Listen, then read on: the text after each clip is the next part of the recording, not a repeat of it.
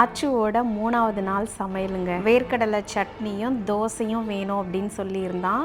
வேர்க்கடலை வாங்கி உனக்கு வறுக்க தெரியாது, அதனால வறுத்த வேர்க்கடலையை வாங்கிட்டு வந்து வச்சுக்கோ அப்படின்னு நான் 2 நாள் முன்னாடியே சொல்லியிருந்தேன். அவனும் கரெக்டாக வாங்கிட்டு வந்து வச்சுட்டான். ஆனால் வெங்காயம் இருக்காடான்னு கேட்டால் வெங்காயம் இல்லைம்மான்னு சொல்லிட்டான். போய் வாங்கிட்டு வாடான்னு சொன்னதுக்கு நேராக அவன் ஃப்ரெண்டு வீட்டுக்கு போய் ஒரு 4 சின்ன வெங்காயத்தை எடுத்துகிட்டு வந்துட்டான். அது உனக்கு உரிக்க தெரியாதுடா அப்படின்னு சொன்னேன். அதெல்லாம் இல்லை, நான் உரிச்சிருவேன் அப்படின்னு சொல்லிட்டு அழகாக உரிச்சிட்டான். போன வீடியோவில் கூட ஒருத்தங்க கேட்டிருந்தாங்க, நீங்கள் சமையலுக்கு ஆள் வச்சிடலாமே, ஏன் அவன் இவ்வளோ கஷ்டப்படுறான் அப்படின்னு சொல்லி கேட்டிருந்தாங்க. சமையலுக்கு ஆள்லாம் வைக்கலாங்க, ஆனால் அவன் வீட்டில் இருந்தால் தானே. அதெல்லாம் ஏற்கனவே வச்சு ட்ரை பண்ணியாச்சு. அவன் வீட்டில் இருக்க மாட்டான், காலையில் போனால் நைட்டு தான் வருவான். நிறைய சமைச்சு வச்ச சாப்பாடெல்லாம் வேஸ்ட்டாக குப்பைக்கு தான் போச்சு. அதனால் நான் வந்துட்டு வேணாம், நீயே செய்டா, எப்போ தேவையோ அப்போ செய் அப்படின்னு சொல்லிட்டேன். வேர்க்கடலை சட்னிக்கு புளி போட்டு செய்டானா மாங்காய் வத்தல் வச்சுருந்தது கொண்டாந்து இதுவான்னு கேட்குறான். அது இல்லைடா, புளி அங்கே தனியாக ஒரு பாக்கெட்டில் இருக்கும் அப்படின்னு சொன்ன பிறகு தேடி கண்டுபிடிச்சி எடுத்துகிட்டு வந்துட்டான். ரொம்ப ஸ்பைசியெல்லாம் வேணாம் மம்மி, எனக்கு மீடியம் ஸ்பைசி தான் வேணும் அப்படின்னா. 2 மிளகா போட்டுக்கடா, கொஞ்சமாக புளி போட்டுக்கோ, அதுவே போதும் அப்படின்னு. மிக்ஸி போடுறதுக்கு பயந்தான் பாருங்க. அவங்க லெக்சரர்லாம் பார்த்துட்டு கேட்டிருக்காங்க போல், ஏன்டா அந்த மிக்ஸி கூட அந்த ஆட்டம் ஆடிக்கிட்டு இருக்கு அப்படின்ட்டு. ஸோ லாஸ்ட் டைம் சொன்ன அந்த கரெக்ஷன்ஸ் எல்லாமே அவன் பண்ணிட்டான். வயரெல்லாம் எடுத்து விட்டு, முன்ன மாதிரி இல்லாமல் நியூஸ் பேப்பர் எல்லாம் எடுத்துகிட்டு அண்ட் கேஸையும் முன்னாடி தள்ளி வச்சுட்டு. பட் லெஃப்ட் டர்னா இல்லை ரைட் டர்னா அப்படிங்கிறது மட்டும் அவனுக்கு ஒரு பெரிய கன்ஃபியூஷன்.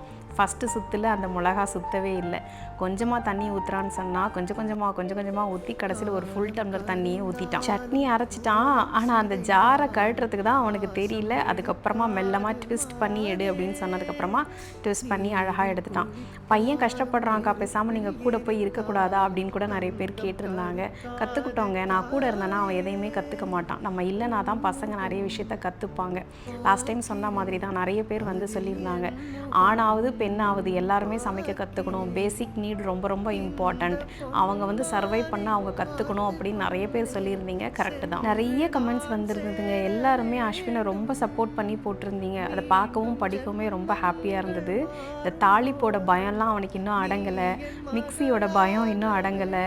இந்த தாளிப்பு எடுத்து கொட்டும் போது ஒரு சத்தம் வரும், அஸ்வின் பார்த்து அப்படின்னு சொன்னேன். இருங்க மம்மி, நான் போய் ஆயுதத்தை எடுத்துகிட்டு வந்துடுறேன் அப்படின்னு சொல்லிட்டு, ஒரு கேடயம் மாதிரி இருக்குது, இது நல்லா இருக்குது அப்படின்னு சொல்லிட்டு ஒரு லிட்டை கொண்டு வந்து அவனே வந்து ப்ரொடெக்ட் பண்ணிக்கிட்டான். எப்படிடா இருக்குது சட்னி டேஸ்ட்டுன்னு கேட்டதுக்கு, உங்களை விட சூப்பராகவே நான் சமைச்சிருக்கேன்னு அவனே வந்து சப்போர்ட் பண்ணிக்கிட்டான். அது மட்டும் இல்லாமல் மம்மி இப்போ நான் ஒரு எலிஜிபிள் பேச்சுலர் அப்படின்ற மாதிரி டயலாக்லாம் விட்டான். ஆக்சுவலாக அவன் 1/2 hour குக்கிங் வீடியோ ரொம்ப ஃபன்னாக இருந்தது. அவன் கூட சேர்ந்து நானும் வந்து ஜாலியாக என்ஜாய் பண்ணேன். ஸோ வீடியோ பார்க்குற உங்களுக்குமே வந்து once again thank you so much.